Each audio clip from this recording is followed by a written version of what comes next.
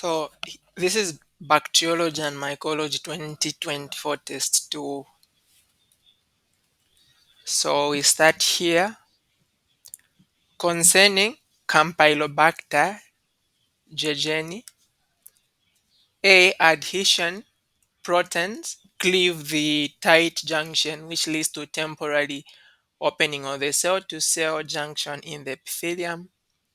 B. Serine protease facilitates binding of the microbe to specific host receptors. C. SCDT is an important toxin which triggers secretion of interleukins. And then D, the flagella are responsible for the microbes corkscrew motility. Okay, so the answer here is D.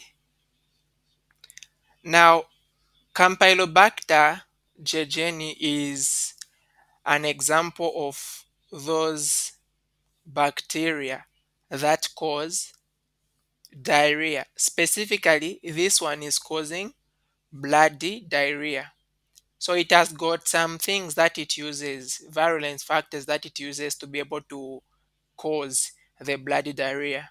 And it's an example of an invasive bacteria, meaning that it is going to penetrate through the epithelium of the GIT.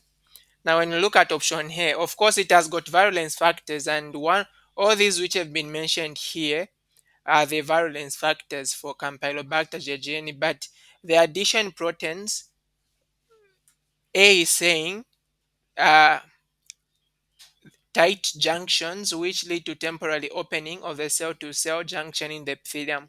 So the main function of the adhesion proteins is basically to help the bacteria to get attached to the cell, the epithelial lining of the GIT, not really getting to open the cell-to-cell junctions. B, we are talking about serine proteases. This, you remember, protease is an enzyme. So serine proteases are involved in breaking host proteins so that the bacteria can be able to penetrate, not really to facilitate binding. Binding it for the adhesion proteins. And then the SCDT that we can see, that's known as the cytolethal distending toxin. SCDT, cytolethal distending toxin for the Campylobacter. So this toxin helps in stopping cell division in the cell. When you stop the cell division, that is going to lead to the killing of the cell. Remember, cell division is necessary for the cell to divide and then to grow. So if this toxin is released, it's going to cause failure of cell division to happen. And then the flagella, it actually, Campylobacter is one of those gram-negative bacillus that are comma shaped and it has got one flagella at the end. It's known as what? Amphitragus. Hope that's the term, where you have got only one flagella at one end. So that helps it in moving. And this is the characteristic movement it shows, corkscrew, so that it can be able to approach the epithelium or the GIT and then be able to attach there. Number two, Shigella. A has a large infective dose. B releases an exotoxin that triggers inflammation. C can cause bloody diarrhea. D can invade cells when exposed to an acidic environment. Anyone that would want to help with this one?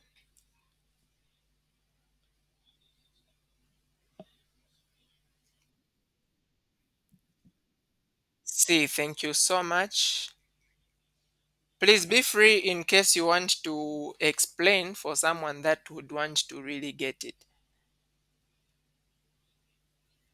Oh, we are not on question 3. Sorry, I'm supposed to put C here, not this one.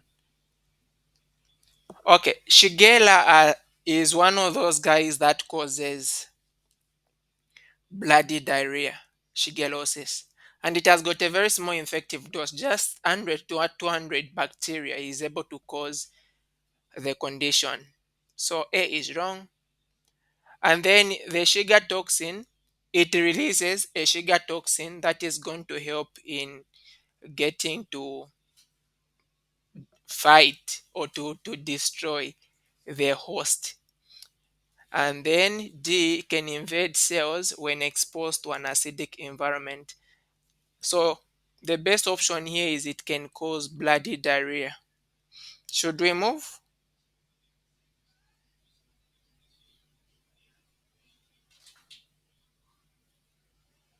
Okay. Number three, enteric bacteria are exclusively found in aquatic environment, are newer beneficial, are never beneficial in the human digestive system, only cause watery diarrhea, is important in overall gut growth. Anyone that can help with this one?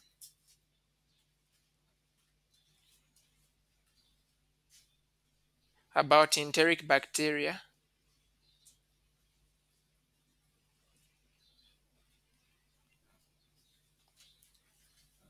So enteric bacteria is bacteria that we find in our GIT, even from the word itself, enteric. And these bacteria can either cause bloody diarrhea or they can cause watery diarrhea, depending with which one you're talking about. You have got things like E. coli, things like Shigella. So when you look at the infections that they cause, and for these enteric bacteria, you can classify them into these bacteria that affect the GIT. Let me just say that those that are going to be causing diarrhea. You can classify them into enterobacteria and the non-enterobacteria. For the enterobacteria, these ones are going to include things like enterotoxigenic E. coli, enteropathogenic E. coli, enteroaggressive E. coli, like they are part of the GIT, like part of the GIT as normal flora, so they can just end up causing infection in case of change in condition or when the conditions become favorable. Things like Shigella, Salmonella, all the five classes of the E. coli are part of the enterobacteria, and then the non-enterobacteria, specifically the gram negative, which are associated with diarrhea. You have got the cholera, vibrio cholerae, and then there's also vibrio parahemolyticus, campylobacter, and the aeromonas. Now, when you look at what this one is saying, are exclusively found in aquatic environment, that is really not true. Enteric bacteria like our GIT is at an aquatic environment. And then B is saying are never beneficial because these guys are part of the GIT as normal flora. They are beneficial. C only causes watery diarrhea. That's not true. They can cause watery diarrhea and bloody diarrhea. Specifically, those that cause watery diarrhea. For the E. coli, the five classes you have got enterotoxigenic, enterotoxigenic E. coli. You have got also the enteropathogenic E. coli, and then you have got the enteroaggressive E. coli. These are the enteric guys that will cause watery diarrhea. And then the non-enterobacteria that causes also watery is a vibrio cholerae. And then the rest will be causing bloody diarrhea, like the entero-invasive E. coli, the entero-hemorrhagic E. coli, and then you have got Salmonella, Shigella, there's also Yersinia. And now the non-enterobacteria that causes also bloody diarrhea, the Vibrio parahemolyticus, Campylobacter, and the Aeromonas. These are going to be able to cause bloody diarrhea. Okay, so that leaves us with is important in overall gut health. That's true. GIT, That's why when you give antibiotics, they end up wiping these bacteria, and we are now susceptible to infections. Number four, food-borne diseases. A are usually chronic illnesses. B are only caused by the presence of pathogenic microorganisms. C are also known as food poisoning. D are only caused by gram-negative bacteria. Anyone that wants to help with that one?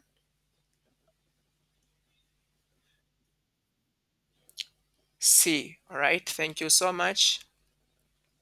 Are also known as food poisoning or foodborne illnesses.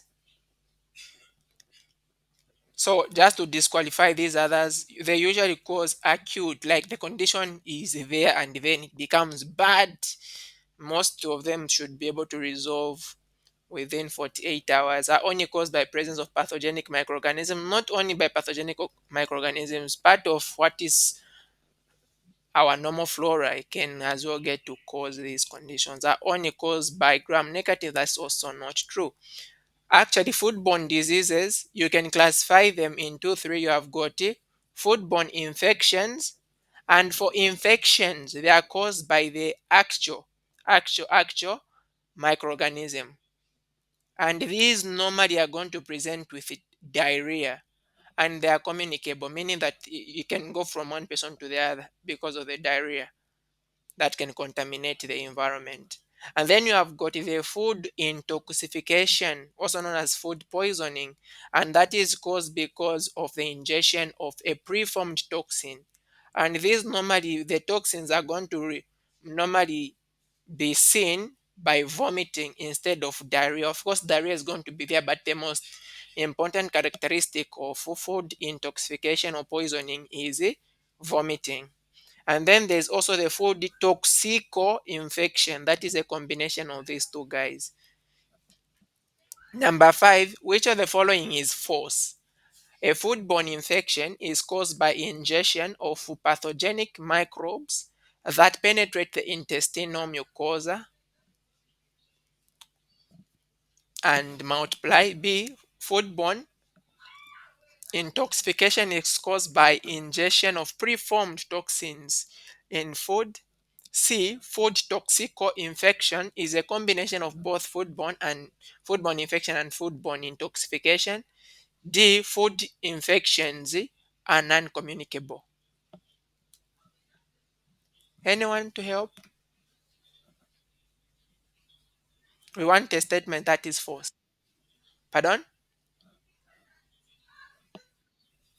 So the doc says A. Food ingestion. Is it A you said? Okay, D. Thank you so much. So food infection and non-communicable. Remember I said that food infections, these which are caused by the bacteria itself, which will manifest in diarrhea, is communicable. So it says false. Food ingestion infection is caused by ingestion of pathogens. So the rest of these we already mentioned. Number six, one of the fungal cell characteristics is that they are vascular, motile, avascular, undergo binary fusion. Anyone that can help?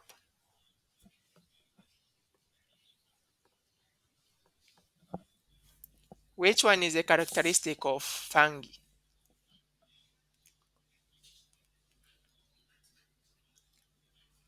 Okay, so we can pick avascular.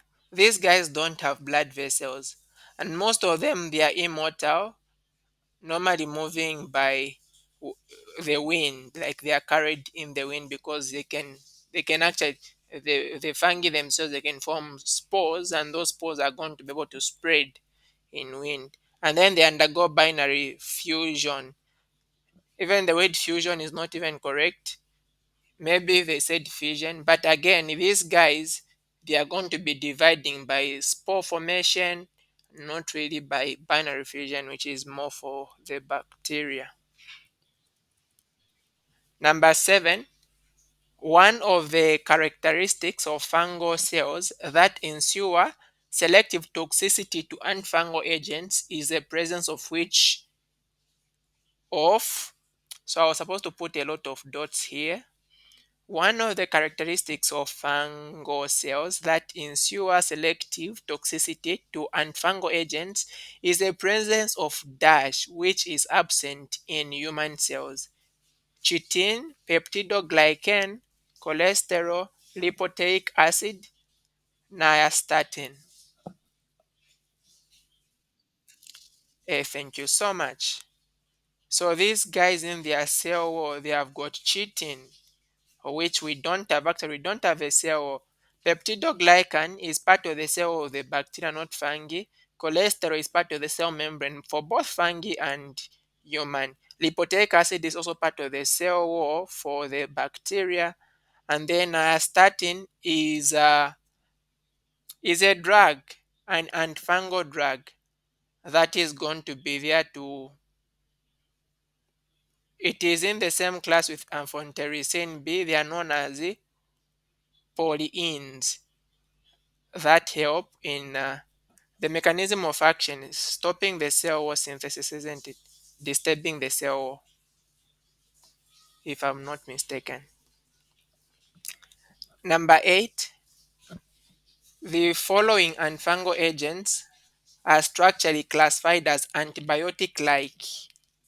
Antibiotic-like. A. Nystatin. B. Amikacin. C. Losartan. D. Gentamicin. The fungi. You know the cell wall of fungi has got a gostero, right? So what happens that first the squalene, which is a ring, is going to be converted into lanostero, and then the lanostero can now be converted into a gostero. So the way you are going to see the way these drugs are working at this point, the enzyme that works at this point is the cytochrome 450 14 alpha demethylase. So drugs that inhibit this point have got an ability to inhibit also the cytochrome 450 that is found in our human cell. So this includes azoles. These are the drugs that inhibit the conversion of lanostero to egostero. Now, when you look at these azoles, they are classified into two. You have got imidazoles. Imidazoles, they've got two nitrogens. And then you have got also triazoles, which have got three nitrogens. And just something we need to know about these guys. Examples of imidazoles. For me, the way I've known them is by using something very simple, BCKM. At least these letters will represent the types of azoles which are imidazoles, BCKM. B is representing B for nasal, and then the C is chlorotrimazole.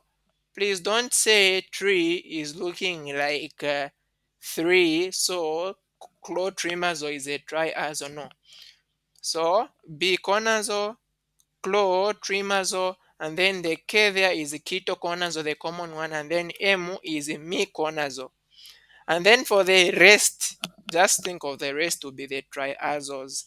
So you have got itraconazole, you have got posaconazole, you have got fluconazole, voriconazole, which is a good guy when it comes to treatment of most systemic infections, the voriconazole.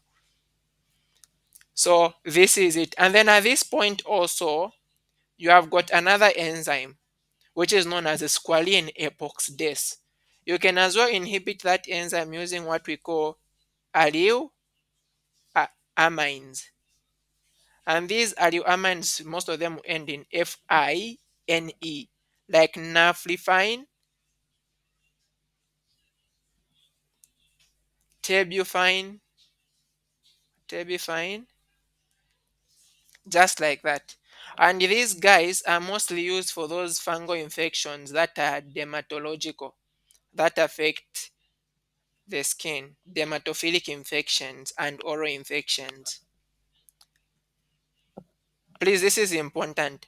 And then now you have got those guys that are affecting they are going to bind now to the actual ergosterol. This ergosterol, they'll bind here, and when they bind to ergosterol, what is going to happen is that they are now going to start forming pores.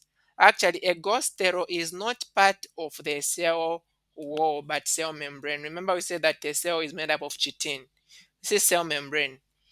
What these guys will be doing is that they are going to be forming pores, and that will destroy this guy. And these are basically polyenes. And for polyenes, we have got two. We have got amphotericin B and the nystatin. Okay? Those two. The last class of these antifungal drugs, we have got echinocandins.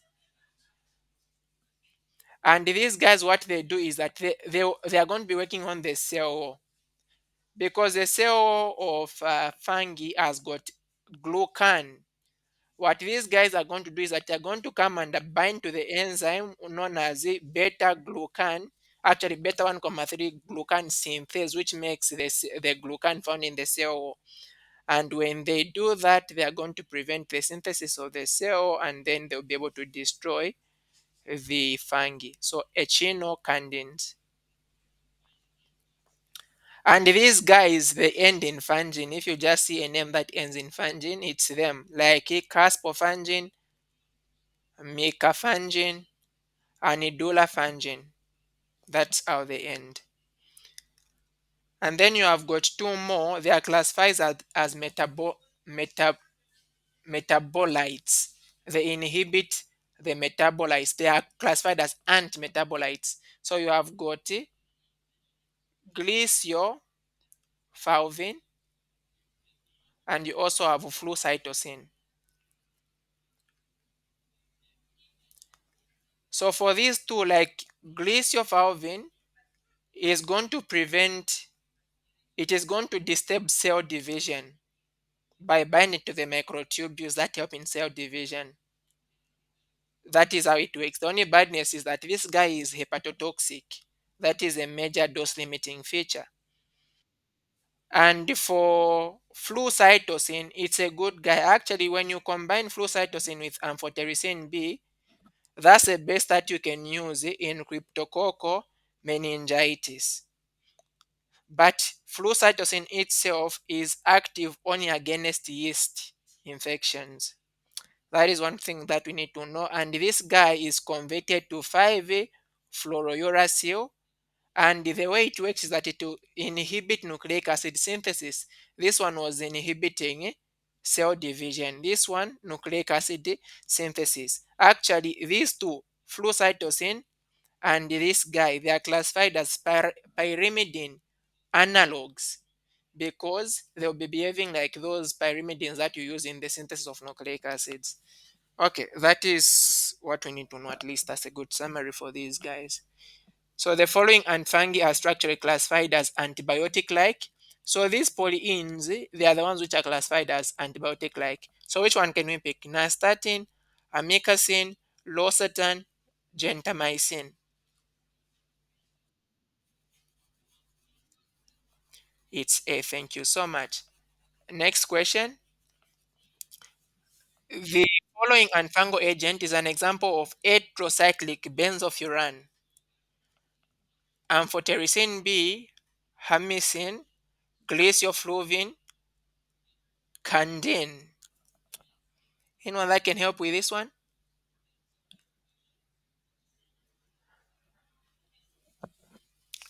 So for this one, the one that is classified as heterocyclic benzofuran is just one.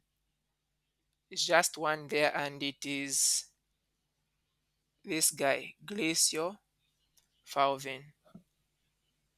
It is just alone. Number 10, the other term for pyrimidine analog is called purine analog, antimetabolite, Pauline macrolide, lipoid. All right, B. Thank you so much. So it is the antimetabolite, isn't it? Like flu cytosine that we mentioned.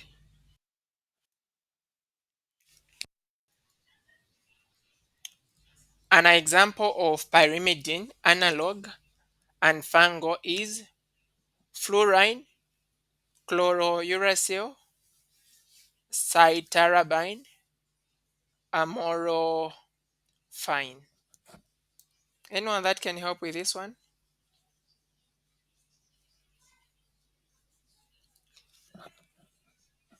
So besides the flucytosine and 5-fluorouracil that we mentioned as examples of pyrimidine analogs, you also have this guy, cytarabine. And you can see even the way it is ending, it's actually also known as cytosine arabinoside. Cytosine, you know, that is an example of those. If you use this, say pyrimidine. Pyrimidines, you've got uracil, thiamine, cytosine. So just remember with the site, arabine, cytosine, arabinoside. Number 12, the following anfangos are correct paired examples of imidazoles contain 2 nitrogen. Cotrimazole and econazole, fluconazole and ketoconazole, clotrimazole and ketoconazole, bifonazole and itraconazole.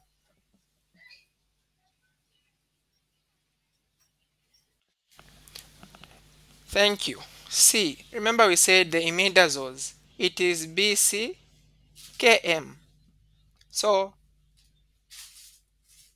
not E, so we can remove that.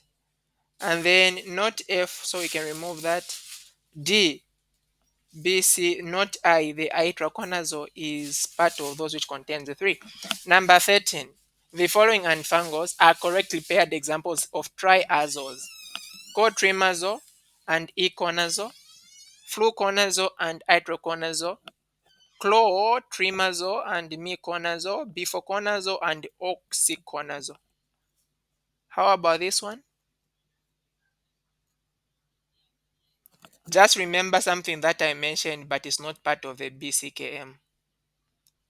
Did we mention econazole? Even if we did, but it is together with cotrimazole, so it can't be. And then which one else? You can see there's conazole here, so it can't be. There is a bifoconazole here, so it can't be. So it is fluconazole and itraconazole, isn't it? The azo and fungal agents work inhibiting the conversion of the azo and fungal lanosterol to ergosterol, ergosterol to lanosterol, squalene to thank you. Thank you. Lanosterol to ergosterol. And then what converts squalene to lanosterol? What anfangos? Allele amines. Those guys that end in FIN. The group of antifungal agents that work by inhibiting glucan synthase are heterocyclic benzofurans, polyene macrolides, and metabolites, echinocandins. Anyone? Glucan synthase. They all end in fungin.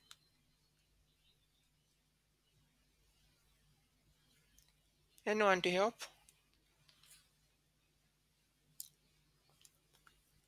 So it's the echinocandins. Cysteine, inhibition of DNA gyrase enzyme is the mechanism of action for which saying we can classify the antibiotics looking at how they're working. Those which are working on the cell wall, stopping the synthesis of the DNA, and then those which are stopping the synthesis of folic acid.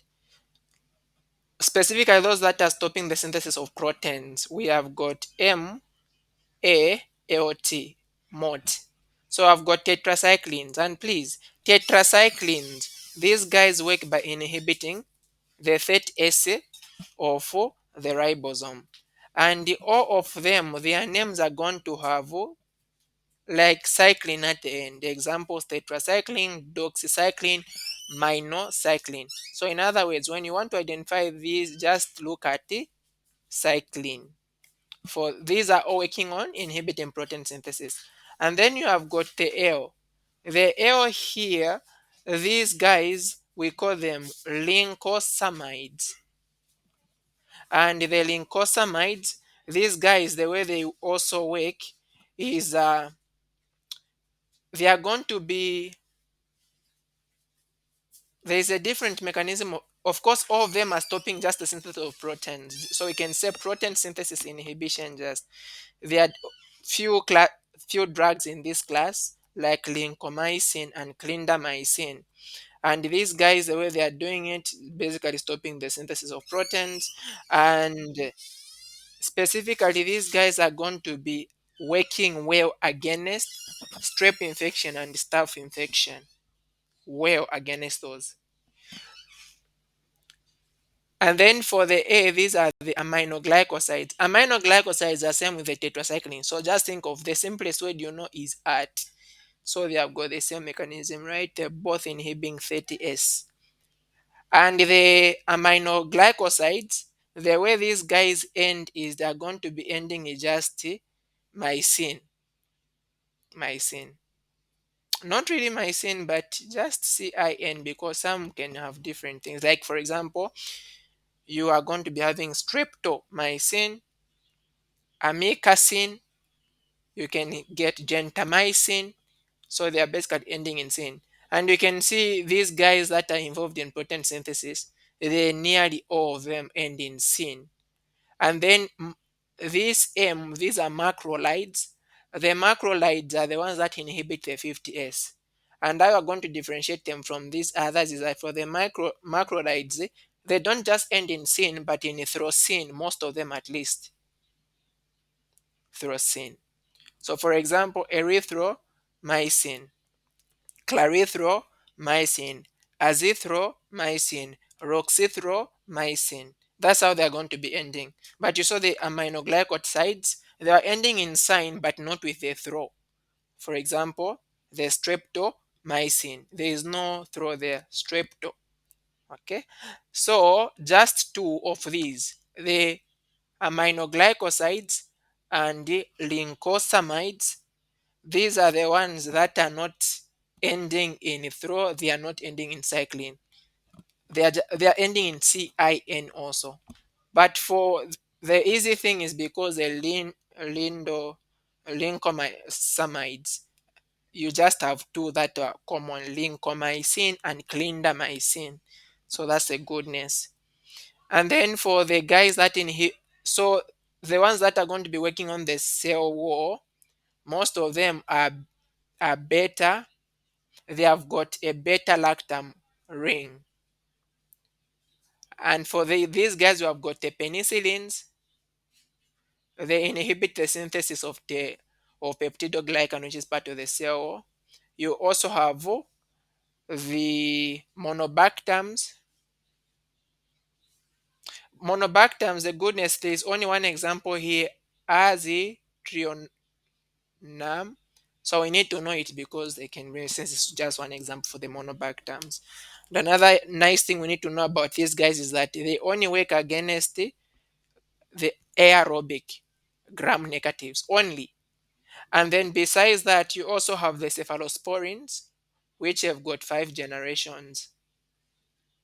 And then you also have the carbapenems. Carbapenems. So the carbapenems are going to be ending in penem. Imipenem, meropenem, just like that. And one interesting thing about carbapenems we also need to know is that these guys are resistant to beta lactamase because bacteria produces an enzyme to be able to destroy the beta lactam ring that these guys have. But these guys are generally resistant to those. And then you have got those that are inhibiting folic acid, the common septrin that we know, which contains two drugs, that is the trimethoprim and the sulfamethoxazole. That's the septrin. And then Besides these guys which are inhibiting the cell membrane, another guy cell wall, sorry, another guy inhibiting cell wall, you also have glycopeptides. For the glycopeptides, here we have got vancomycin, which is the common one that you use in case someone is resistant. Actually, when someone is resistant to methicillin, so methicillin resistant staph aureus, you use the vancomycin, which is a glycopeptide. These are the common ones that we have to know. Oh, and the last one is the fluoroquinolones, which inhibit DNA gyrase. For fluoroquinolones, which inhibit DNA gyrase, which is also known as topoisomerase, the way you are going to know them is that they end in fluoxacin. When you just see a name in fluoxacin, just know that it inhibits DNA gyrase or topoisomerase. For example, ciprofloxacin, no fluoxacin. Remember, these are fluoroquinolones, but they actually come from, there's one which was made first, which is a quinolone, that is nalidixic acid. And then nalidixic acid is a quinolone, and then from it, other fluoroquinolones came from there. So, hope that is okay. So the inhibition of DNA gyrase enzyme is the mechanism of action for which antibiotic below azithromycin, gentamicin, nalidixic acid, benzylpenicillin. Who can help? Right. Thank you so much. Nalidixic acid. Number 17. The inhibition of protein synthesis at the 50S ribosomal subunit is the mechanism of action of the following antibiotic except, remember it is at the 50S. Azithromycin, doxycycline, chloramphenicol, clindamycin. So which one of these is not an inhibitor of protein synthesis at the 50S subunit? So we mentioned to say most of the macrolides end in tyrosine and they are the ones inhibiting at 50S, but they are not the only drugs, right? So the answer is what if you, okay, thank you so much. B. Doxycycline. Why have we gone direct to doxycycline? Because it is a what?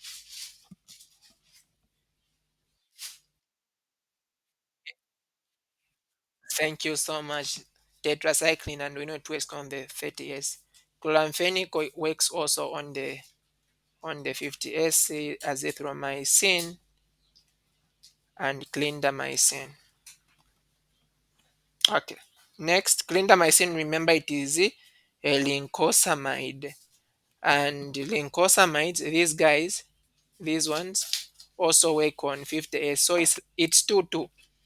Lincosamides and the macrolides 50S, and then they are, you have got these guys, the A and the T, which work on 30S. Number 18, the antibiotic whose mechanism of action is inhibition of protein synthesis at the 30S ribosomal subunit includes the following except ciprofloxacin, tetracycline, gentamicin, amikacin. So we want an exception. Which one? A. Thank you so much. The way it is ending, what class of drug is it?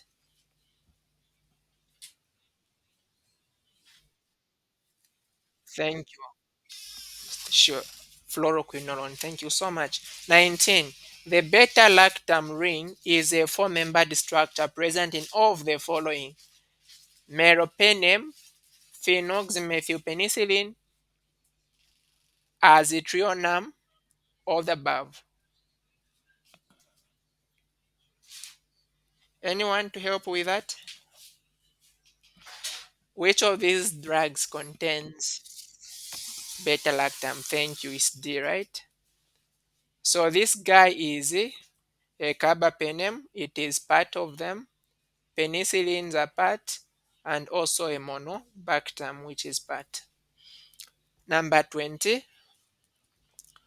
Which among the following of the Which one among the following antibiotics acts as folate antagonist? Penicillin, tetracycline, trimethoprim, cefotaximine.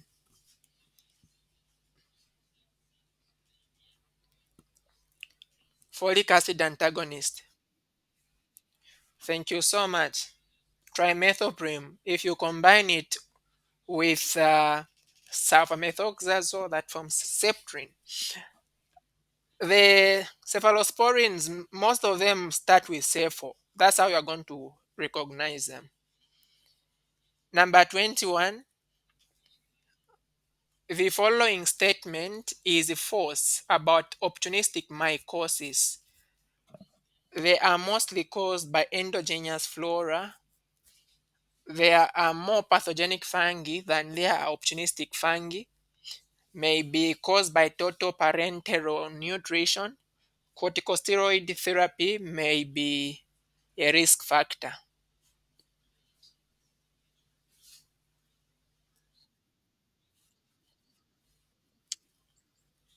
Thank you so much. This is the correct one. So A is saying they are mostly caused by endogenous flora. The endogenous flora doesn't cause infection very much. It's more for those that don't belong to us. C may be caused by total parenteral nutrition. Actually, for A saying they are mostly caused by endogenous, like that statement is correct. Most of these organisms that are already part of our GIT, part of our normal flora. In case of condition change, they can cause infection. Those are the ones that cause opportunistic infections. For non-opportunistic are now those which are exogenous. And then C's may be caused by total parenteral nutrition. No, parenteral is going into blood, so they can be caused in case of that. And then corticosteroids, you give drugs that remove all these normal flora. What can happen is that those which are going to remain, they can become bad. Actually, not just the normal flora, even other microorganisms, because you've removed what defends you, they'll become bad. I just looked at this word and then something came to me. Corticosteroid therapy may be a risk factor. Can you see that this is maybe? It is supposed to be maybe. So space changes everything. And a lot of people that we are crying about is because of space. If you want some things to make sense, have space with some people. Otherwise, as long as space is there, they will still continue to ruin you and you continue to cry about them. All right, 22. The diagnosis of opportunistic infections require a high index of suspicion because of the following, except the diagnosis of opportunistic infection require a high index of suspicion because of the following, except A, patients present with typical signs and symptoms. B, the etiological agent may be considered a saprophyte or contaminant. C, the fungus may have an unusual organ affinity. D, the serological response may be suppressed. Anyone to help?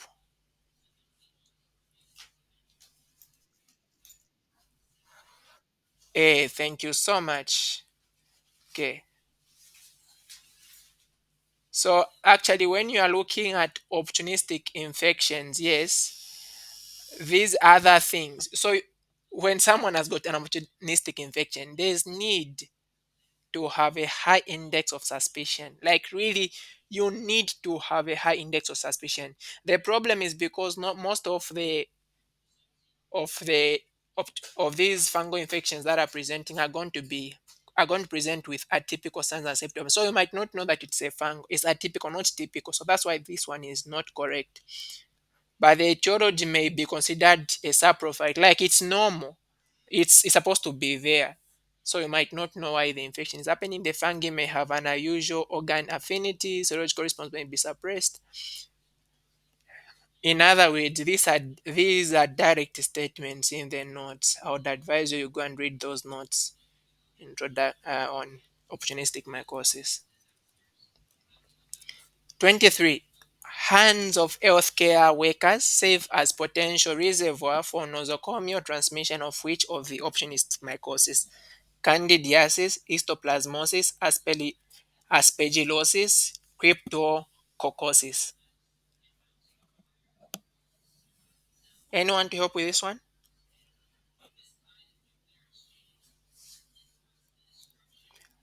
So all these questions, again, the same notes that I've said that we go and read, all these statements, all these questions are direct statements from the notes.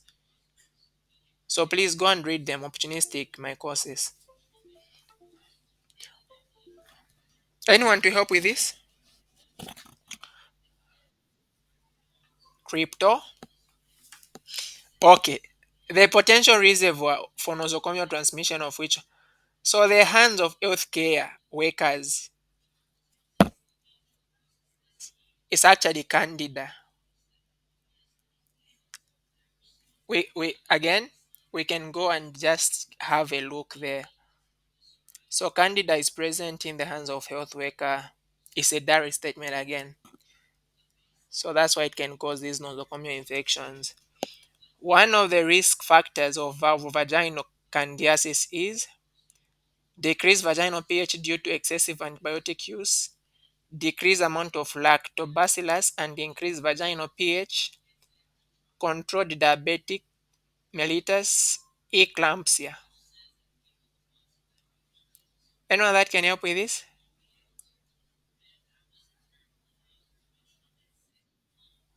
B, thank you so much. So when there's a decrease in this and increase in pH, it can increase the risk. For diabetes, it's supposed to be uncontrolled. So they just removed UN from the beginning in their notes. Number 25. The following opportunistic fungal infection is usually acquired by inhaling aerosolized cells from the environment. Oral candidiasis, aspergillosis, cryptococcosis, tinea vesicolor, both are flat. This option is not supposed to be here. So which one of these is acquired by inhaling aerosolized cells from the environment? Anyone? Aspergillus. Let me confirm from one more. Anyone else that agrees with aspergillus?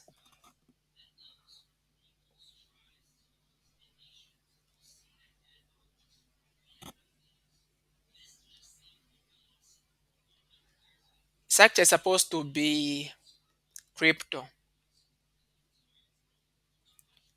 So it is crypto there. Which one is that? This one. Similarity between Fasciola hepatica and Fasciola gingatica is that both are flatworms, both are trematodes, both A and B, only B. Anyone to help?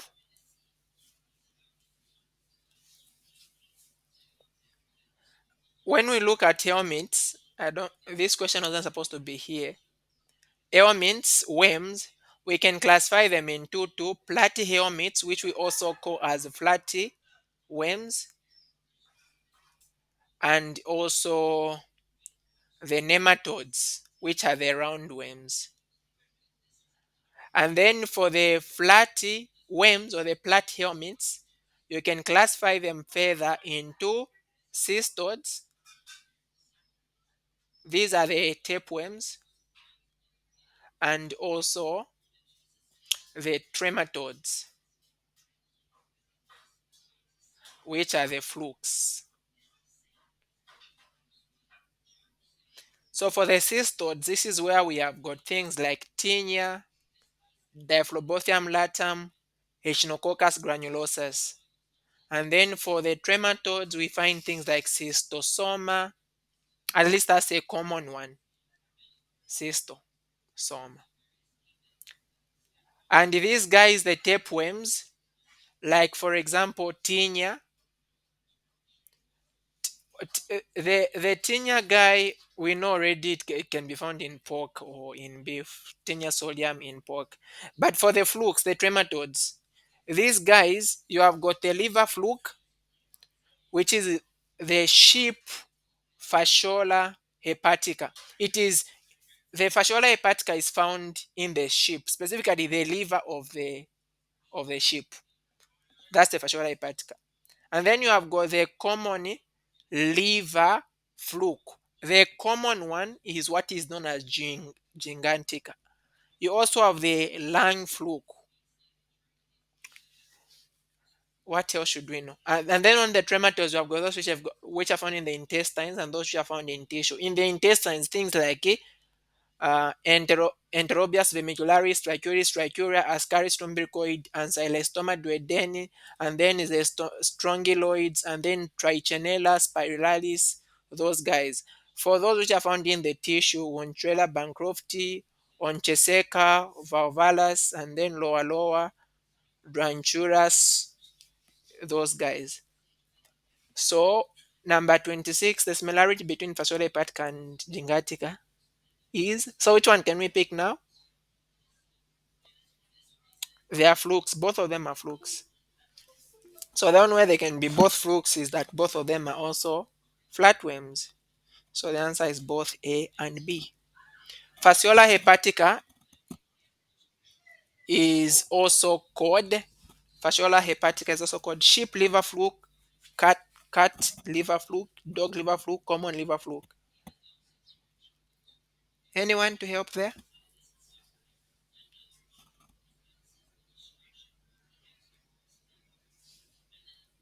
Anyone?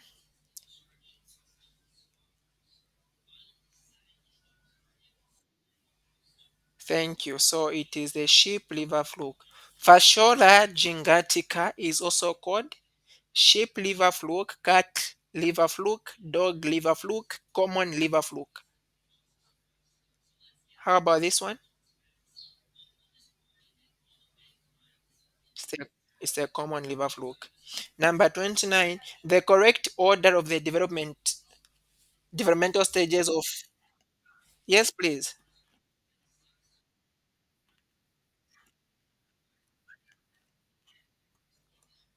Oh, it's actually gingivitica, which is common.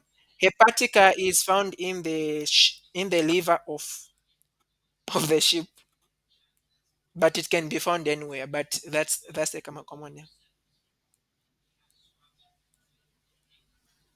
We are good. Thank you.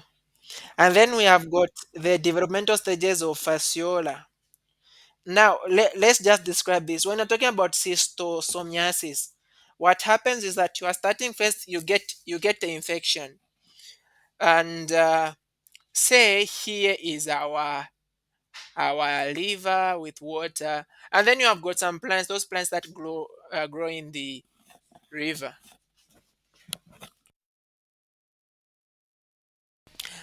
So let's say this is a plant there. So what happens that these guys, these flukes they are going to be found here on this plant that is growing in the water. And specifically the stage that you are finding here is known as the metasecaria. And this guy is in the cyst. So you call it insisted fasciola metasecaria. Sicaria. Just the writing there. Okay, we've gotten that.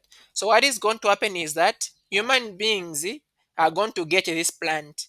They go and eat it. So that insisted, it's this word that I'm trying to say. It's a cyst.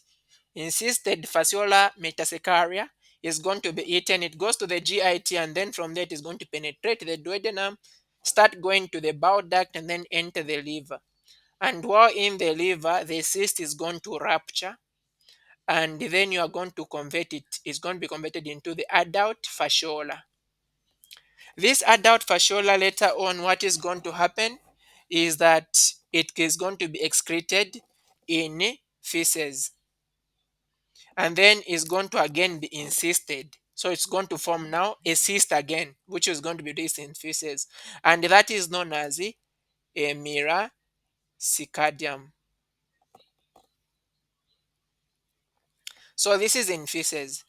Later on, the snail is going to come and consume this guy.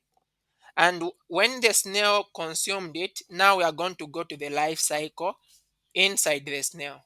So inside the snail, this guy is going to convert to larva. Specifically, there are three stages of the larva. You have got the sporocyst.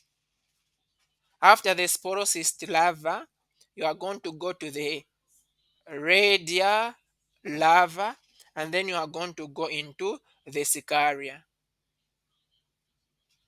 Later on, what is going to happen is as the sicaria in the worm is now going to be removed, and then it is going to go into the water and go back to attach to the plant, and then it is going to be able to form the insisted metasecaria, and then the life cycle continues again like that. So the correct order of developmental stage of Fasciola species in the snail are Sicaria ready, Sporocyst ready, Sporocyst scaria, Sporocyst redin, scaria, scaria, Sporocyst redin. Which one can we pick? Following structural property is used for the identification of Staphylococcus aureus. Identification of Staphylococcus aureus. Lipopolysaccharide, coagulase, cellulose, upper protein. Anyone that can help there?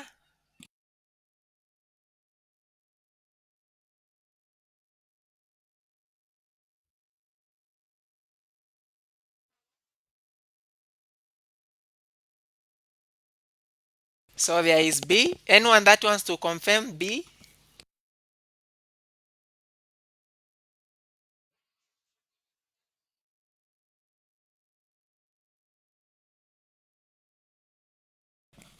Thank you so much. So indeed it is B. Let's just write it like this so that it can help in analyzing the other questions that we'll be doing. Uh, the gram guys, the gram positive guys. Where do I even write that? I can write it here.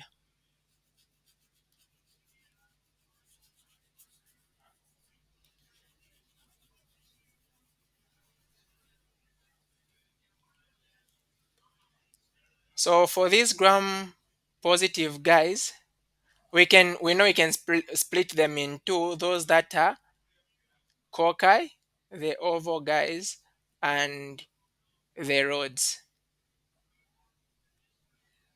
And if we just carry the cocci guys, we will split them because looking at one big stain that will differentiate these, and that is the catalase.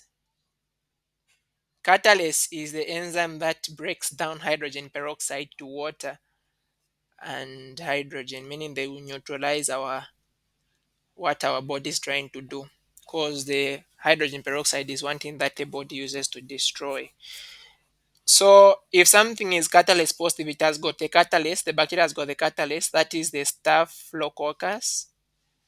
This is positive, and then those which don't have the catalase is the streptococcus. If we follow the staph guys, the guys in staph, we can further differentiate them using coagulase. And you have got those that are positive for coagulase, that is specifically staph aureus, differentiating it from other types of staphylococcus which are negative. So for the other guys that are negative for staph aureus, there are a lot. The way we are going to differentiate them is we can use novobiocin, which is an antibiotic. So you are going to have those that are sensitive to novobiocin, meaning that they can be killed by novobiocin. So those which are sensitive we can say they are positive, they can be killed. So what can be killed is the staph epidermidis, and then those which are resistant to novel biocin, meaning that they are negative, is the staph saprophyticus. If we followed the strep guys, the strep guys, we can further differentiate them looking at one one nice thing. We'll talk about their hemolysis, their ability to break the red blood cells. So you look at hemolysis, can they do it fully, partially, or they can't destroy the red blood cells? So for those that can do a complete, let's start with a partial. Partial hemolysis, those are going to be the alpha hemolytic guys. And then you have got those that can do full hemolysis, that is going to be the beta. And then you have got those that can't do any hemolysis, those are the gamma guys. But for the alpha guys, those which undergo alpha hemolysis, these guys again, because they are a lot, we can differentiate them by other mechanisms. We can use optochin, which is also an antibiotic. So those that are sensitive, meaning that they can be destroyed by optochin. We have got one, strep pneumoniae, it's a common one. And then those that are resistant, they can be destroyed by optochin. We have got the strep viridans. This is a group of different types. So please let's take note that strep pneumoniae and strep viridans, these are alpha hemolytic. And then for the beta hemolytic guys, we want also to differentiate them because they are a lot. So we can as well use another antibiotic, bacitracin. And for these guys, those that are going to be sensitive to bacitracin, the common one here is the staph pyogenes, which is a group A guy when it comes to the Lansfield classification. And then those that are resistant to bacitracin, we have got the strep agalaxia. And this guy is actually from group B on the Lansfield classification. And then for those that show no hemolysis, because they can't show hemolysis, you are now going to grow them in sodium chloride in salt. If it can survive and grow in salt, then it is enterococcus. If it can't grow in salt, then that is going to be strep bovis. That is the general classification. So we are saying coagulase is what we are going to be able to use to differentiate aureus from the other staph guys. And then in number 31, methicillin resistant staph aureus is a staphylococcus resistant to glycopeptide. Glycopeptide, an example. So meaning that if someone doesn't know the example of a glycopeptide, they can't answer that question. Anyone to mention a glycopeptide example, a common one?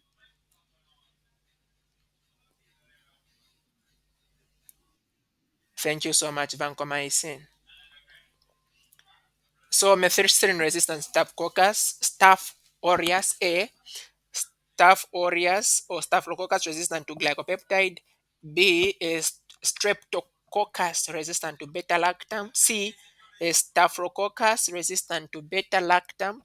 D identified using a 30 microgram cefotaxamine dyes.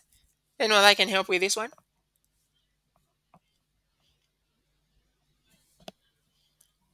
If something is resistant to methicillin, then it is resistant to what? What are we talking about? Is it to glycopeptide or to the beta lactam? So these guys are resistant to beta lactam. Remember the penicillin, right? Penicillin has got a beta lactam ring. So if it's failing with these guys, then you give vancomycin. Vancomycin is going to be used to treat those.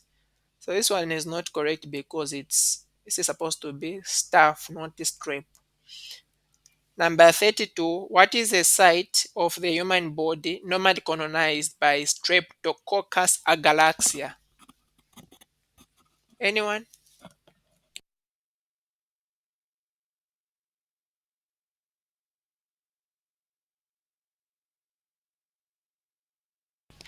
Anyone to help? Okay, so the common site is the vagina. Strep agalaxia, this guy, as we already described, it's a group B beta hemolytic strep, right? That's what we said there. Group B beta hemolytic, bastricin negative. And this guy normally causes or infects the upper respiratory tract and the female genital tract. Those are the common sites which it infects. If it infects like the female, it can as well cross the placenta, and the most common condition that it causes are neonatal diseases. So when it crosses the placenta, it can cause neonatal sepsis, neonatal meningitis, neonatal pneumonia. In adults, like in those that are pregnant, the pregnant women, it can cause peripartum sepsis, endometriosis, UTI, and wound infections. And then for those that are not pregnant, it will cause bacteremia, pneumonia, arthritis. So those are the common things. One of the most common diseases caused by Haemophilus influenza type B in unvaccinated under 5-year children without any underlying illness is gastroenteritis, wound infection, pneumonia, meningitis. Anyone to help?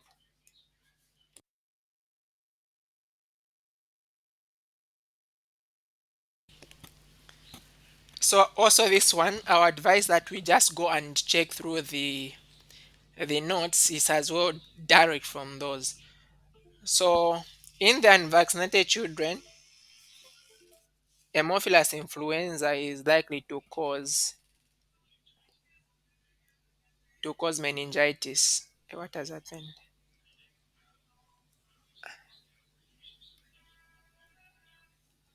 Okay, hope that's okay. It can cause meningitis even without underlying illness.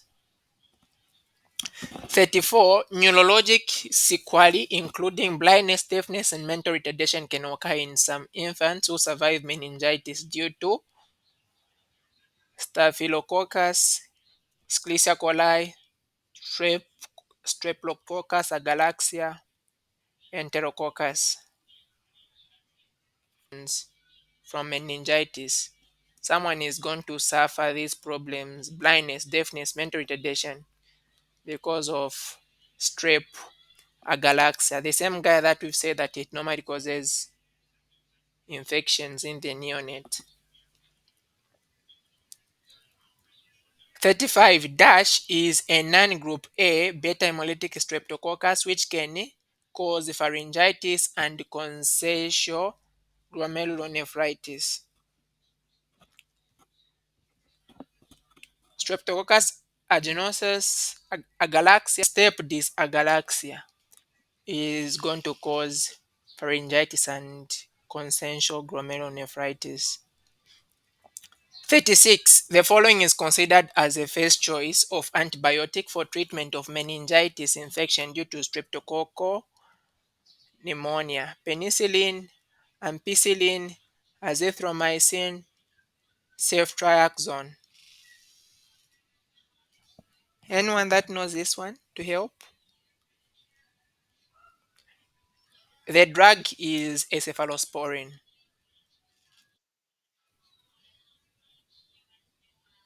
Penicillin?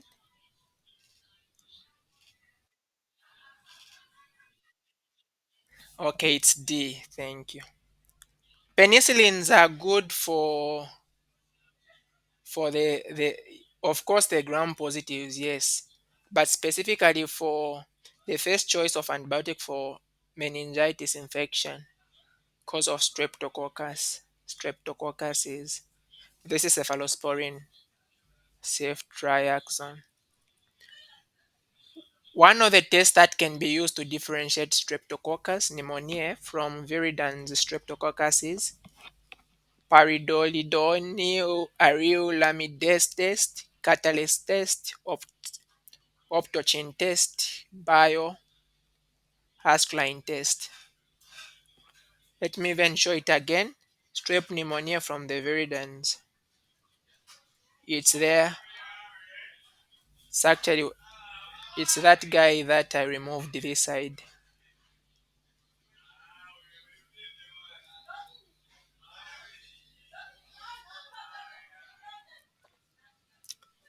Anyone? Which test can we use to differentiate strep pneumonia from the viridans group?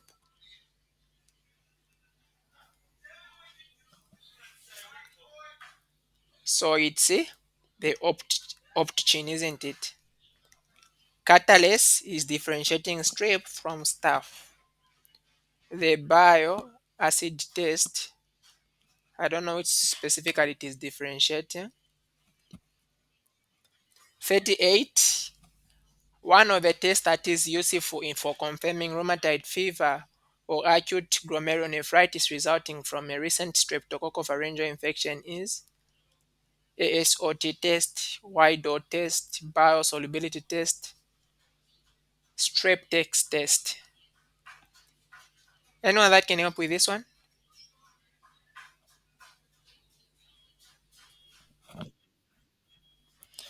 Thank you so much. The ASOT test. It is there to confirm if someone has got streptococcal infection.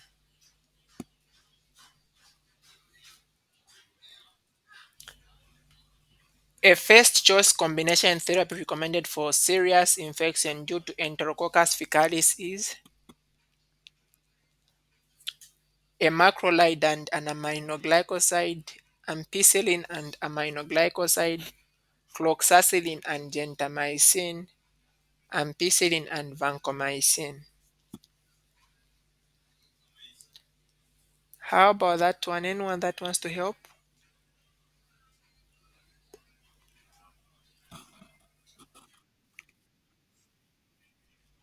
Thank you so much. Ampicillin and an aminoglycoside like streptomycin, amikacin, gentamicin. What serogroup is not covered by the Neisseria meningidis vaccine? Serogroup A, serogroup B, serogroup C, serogroup X. How about this one? Anyone that wants to help? It's our last question for now.